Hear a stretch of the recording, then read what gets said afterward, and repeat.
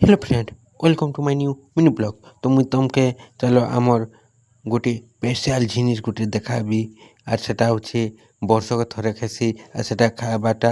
तो फ्रेंड देखो इटा आमे जाऊछु आरु से जगह के सेटा गछे फलसी फ्रेंड। तो इटा आमे एबे अधा बाटे हेचु फ्रेंड। तो आमे से जगह के नहीं पहुँचबाता से जगह के जो का करे खूब दूर है फ्रेंड।